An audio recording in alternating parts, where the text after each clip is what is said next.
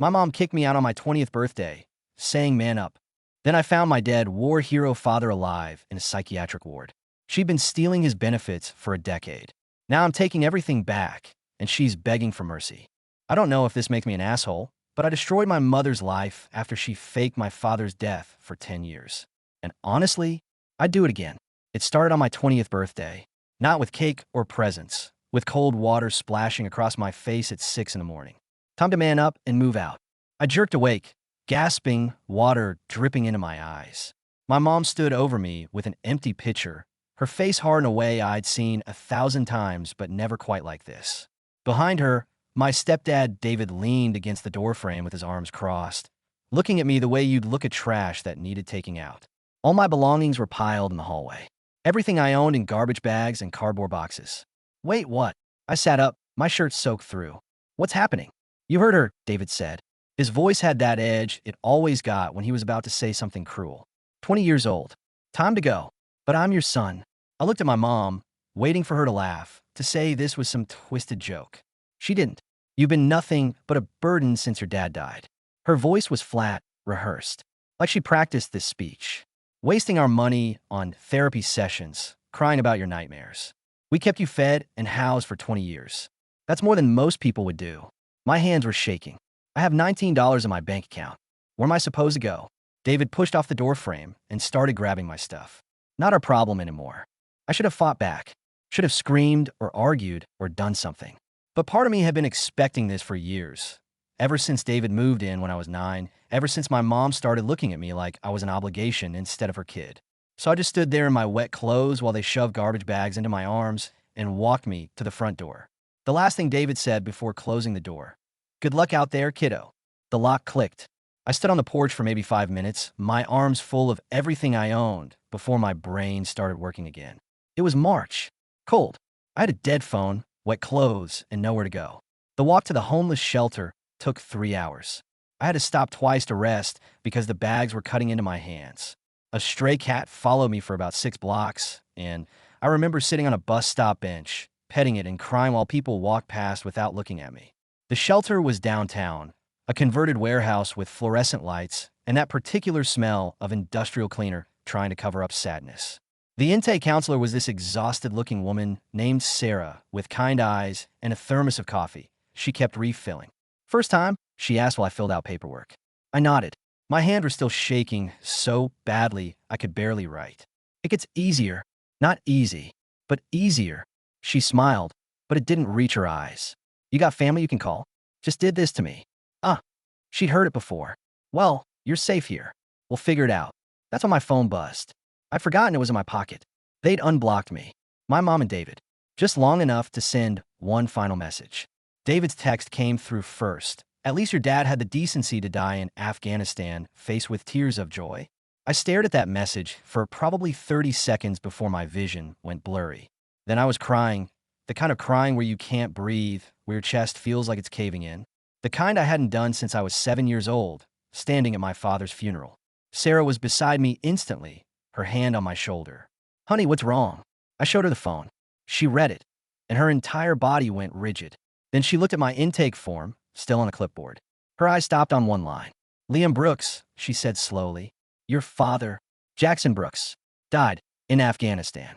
Yeah. I wiped my face with my sleeve. When I was 7. Did you ever see the body? Attend an actual burial? The question hit me weird. There was a funeral, a memorial service. Did you see him? In a casket. It was closed casket. They said. I stopped. Because I realized I didn't actually know what they had said. Just what my mom told me.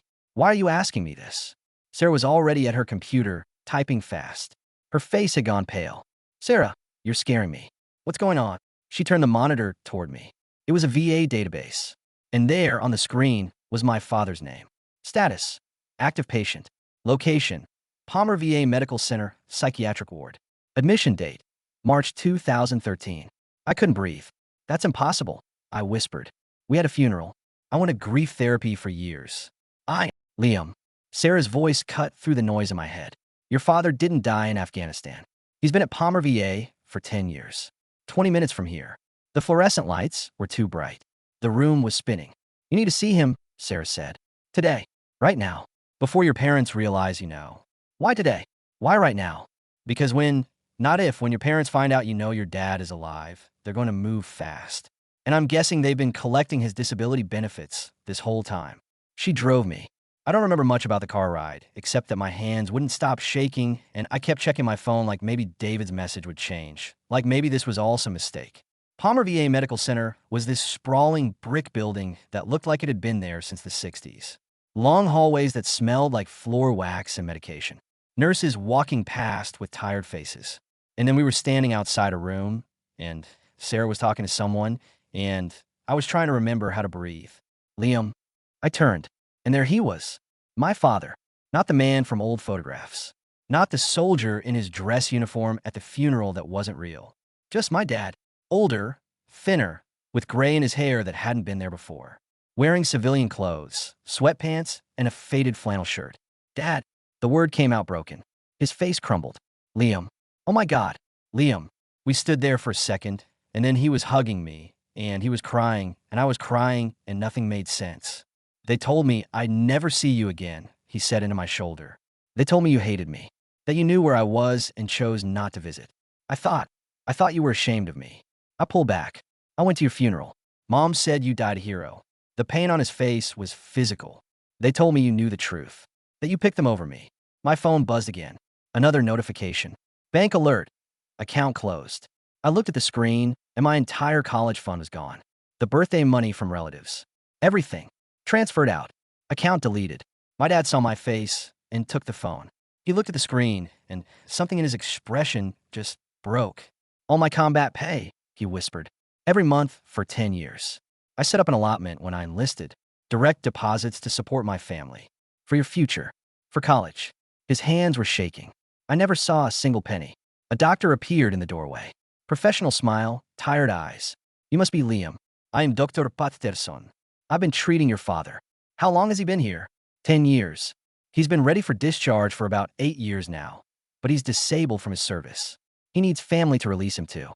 Someone willing to take care of him. I didn't hesitate. I'll do it. I'll take care of him. Dr. Patterson smiled, and this time it reached his eyes. Let me get the paperwork started. That night, at the shelter, I couldn't sleep. I kept thinking about my mom. About every time she'd acted nervous when military families appeared on TV. Every time she'd changed the subject when I asked about Dad's service. Every time I cried in therapy about missing him. She'd used my grief, weaponized it, turned my sadness into a tool to control me. And she'd been stealing from him for a decade. The next morning, we went to their house. Dad hadn't been outside the VA grounds in 10 years. His breathing got shallow as we pulled up to the house where he used to live, where my mom now lived with David. 10 years, he kept saying. 10 years they stole from us.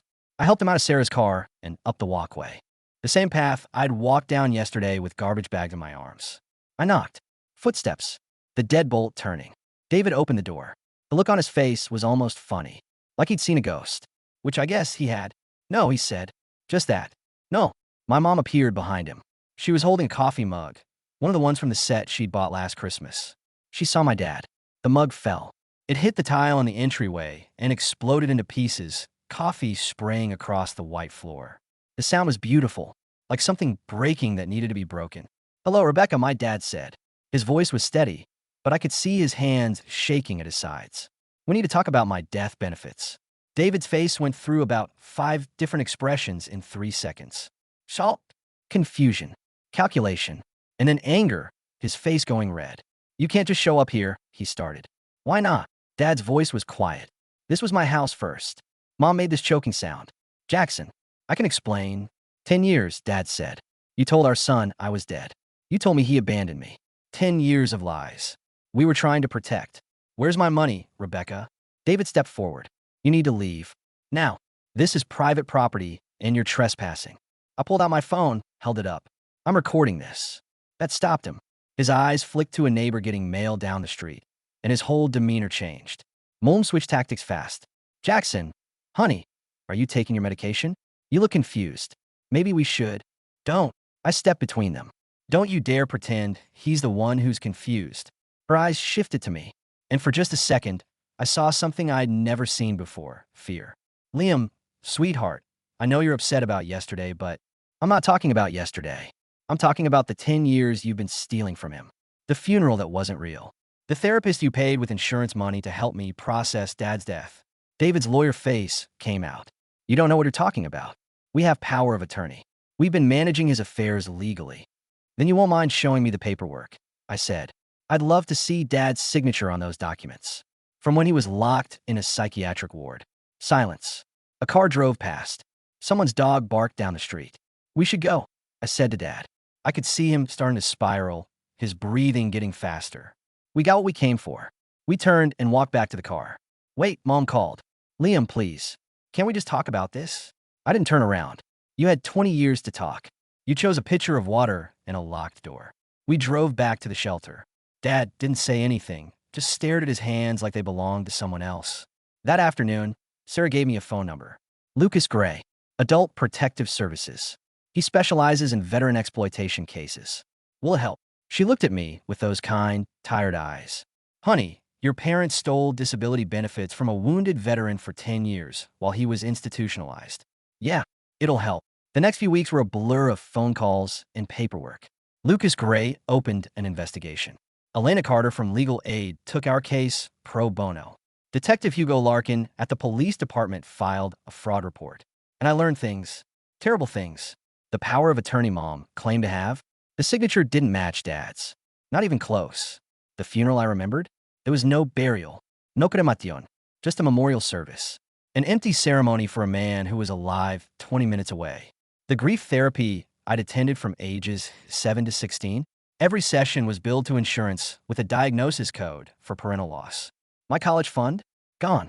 Transferred to Mom and David's joint account in 3 large withdrawals over the past year.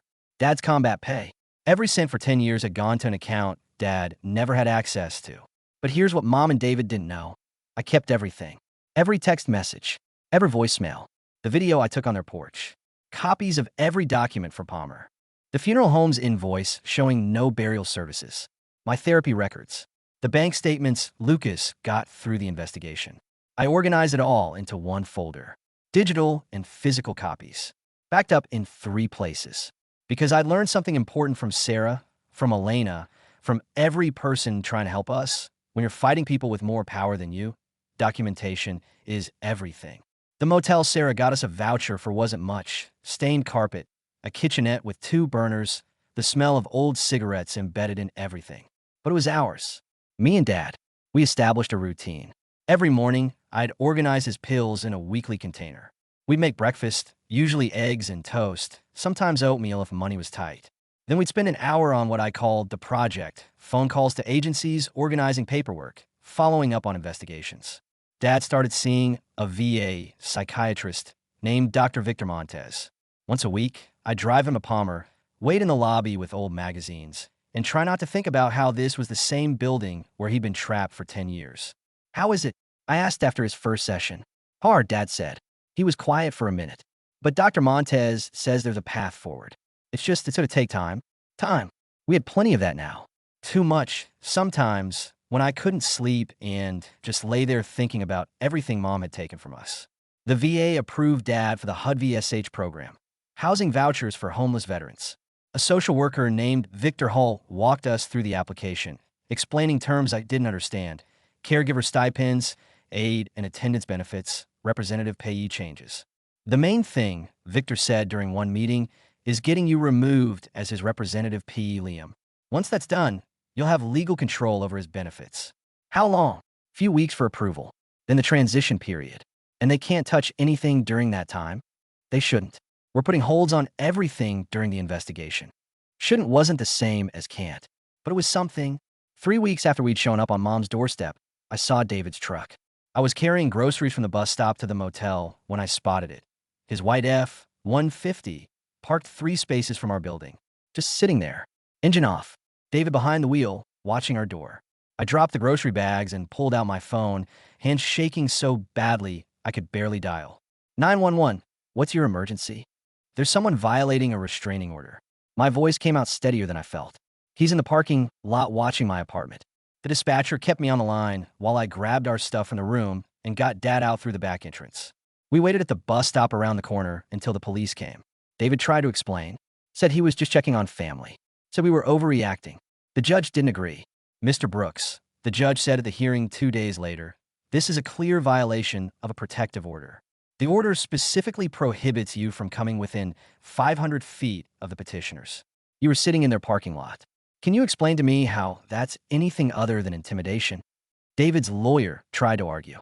The prosecutor showed GPS data, police photos, my 911 call timestamp. The judge extended the restraining order to 1 year. Next violation, you'll be held in contempt. That means jail time, Mr. Brooks. Do you understand? David nodded, but his eyes found mine across the courtroom. The look he gave me was pure hatred. Good. Let him hate me. I was done being afraid. The VA approval came through on a Thursday. I was at the motel's kitchenette, making Dad's evening pills into the organizer when my phone rang. Liam? It's Victor Hall. I wanted to let you know. The representative payee change was approved. I sat down. So I'm officially. You're officially your father's representative payee. You'll receive his benefits directly. All the transition paperwork is in the mail, but it's done. They can't access anything anymore. After I hung up, I just sat there for a minute. Dad was watching TV in the living room, some cooking show he liked. Dad, he looked up. It's official. I'm managing your benefits now. Not Mom. Not David. Me. His eyes filled with tears. Thank you. For everything. For finding me. For not giving up. You're my dad, I said. Where else was I going to go? But the biggest moment came 2 weeks later at a different kind of meeting. Elena had arranged a settlement conference. One last attempt to resolve things before going to court. It was in a conference room at the legal aid office, fluorescent lights flickering over a scratch table. Mom came with her lawyer, a middle-aged man who looked like he'd rather be anywhere else. David showed up 10 minutes late. No lawyer, sat down, and immediately started talking about how this was all a misunderstanding. Elena ignored him. She opened her laptop and pulled out 3 folders. Let's begin, she said. Her voice was calm, professional. I have bank statements showing regular transfers from Jackson Brooks' disability account to Rebecca and David's joint account. 10 years of transfers. Would you like to dispute these? Mom's lawyer shifted in his seat. I also have the power of attorney you claim gave you authority over Mr. Brooks' finances. Elena slid a paper across the table. You'll notice the signature doesn't match Jackson's signature on any of his other VA documents. We have a handwriting analysis prepared if you'd like to contest this. David leaned forward. We had power of attorney. Everything we did was legal. The signature is forged, Elena said flatly, which makes it fraud, which makes everything you did with that authority felony theft. We were taking care of him. You told his 7-year-old son he was dead. You held a fake funeral. You collected his disability benefits while he was institutionalized. For 10 years. Elena's voice never rose, but something in it cut like a knife. Mr. Brooks would like to offer you an opportunity to make this right before criminal charges proceed. Silence. Mom started crying. The kind of crying that's supposed to make people feel sorry for you. I was confused. I lost my husband. I didn't know what to do. You knew exactly what you were doing, I said. My voice surprised me. Steady. Cold. You knew Dad was alive. You visited him in the hospital. You signed papers. You told me he was dead and let me grieve for 10 years while you spent his combat pay. Liam, honey, don't call me that. Don't ever call me that again. Elena continued. Here are the terms. You return every cent of the stolen benefits. All of Liam's college fund. A structured repayment plan will be created. You will sign affidavits acknowledging the theft. And you will have no further contact with either Liam or Jackson Brooks. And if we don't, David asked. Elena smiled. It wasn't a nice smile. Then we proceed with criminal charges. Fraud, forgery, theft, exploitation of a disabled veteran. The DA's office is very interested in this case. Veterans benefits fraud tends to get significant prison time. Mom's lawyer leaned over and whispered something to her. Her face went pale. We need time to think, her lawyer said. You have 48 hours, Elena replied. After that, the offer expires and we file criminal charges. We left. Mom tried to follow me out, still crying, still trying to explain. I walked past her like she wasn't there. 2 days later, her lawyer called. They'd accepted the terms. It wasn't everything. It wasn't an apology or an admission of how much they hurt us. It wasn't justice, not really. But it was something. It was them finally facing consequences. The apartment came through 3 weeks later. It was a small 1-bedroom in a brick building near the bus line. 2nd floor, decent water pressure, windows that let in actual sunlight. The day we moved in, Dad walked through every room 3 times, touching the walls like he couldn't believe they were real. "It's ours?" he kept asking. "It's ours," I said. "They can't take it. It's ours." That first night, I made dinner in our kitchen, just spaghetti and Jared sauce. Nothing fancy. We ate at our second-hand table. Dad told me about a cooking show he'd watched, and I told him about the online classes I was starting at community college. Normal things. Boring things. The most beautiful things in the world. The first restitution payment came through 2 months later. Not everything. That would take years. But it was a start. The VA caregiver stipend started depositing monthly. A few $100s for helping Dad with medications, appointments, daily tasks. Combined with his benefits, which I now managed, we were stable. Actually, genuinely stable. I blocked every number I recognized. Mom tried calling from different phones. I never answered. David's sister reached out on social media. I blocked her. Family members I hadn't heard from in years suddenly wanted to hear my side. I deleted every message. Because I learned something important. Not engaging was its own kind of power. Every time I didn't respond, every time I maintained that boundary, I chose myself. Chose dad. Chose our peace over their drama. And felt good. 6 months after waking up to cold water on my face, I was sitting at our kitchen table, organizing Dad's evening pills. The apartment smelled like the chicken I'd put in the oven. My laptop was open to an essay for my introduction to psychology class. Dad was in the living room, laughing at something on TV. I looked around our small space. The thrift store couch, the donated dishes, the VA appointment reminder on the fridge. This wasn't the life I'd imagined at 20. I thought I'd be in college full-time, living in a dorm, making friends, being normal. Instead, I was my father's caregiver, living in a tiny apartment, taking online classes 1 or 2 at a time. And you know what? I was okay with that. Because this quiet Thursday night with pills and homework and dinner in the oven, this was stability. This was safety. This was ours. Mom sent an email last week. A long, rambling thing about how sorry she was, how she'd made mistakes, how she hoped we could reconcile someday. I read it once. Elena advised me not to respond. Said it was just another manipulation tactic, trying to get me to break no contact, so she could worm her way back in. I deleted it. Then I blocked her email address, too. Dad asked me about it. "Do you think you'll ever forgive her?" I thought about it. Really thought about it. "No," I said finally. "I don't think I will." "Does that make you feel bad?" "No," I said, and I meant it. "It makes me feel free. The thing is, I don't miss them. Not my mom, not David, not the extended family who chose their side or didn't want to get involved. I don't miss the constant anxiety of living in their house, never knowing when the next cruelty was coming.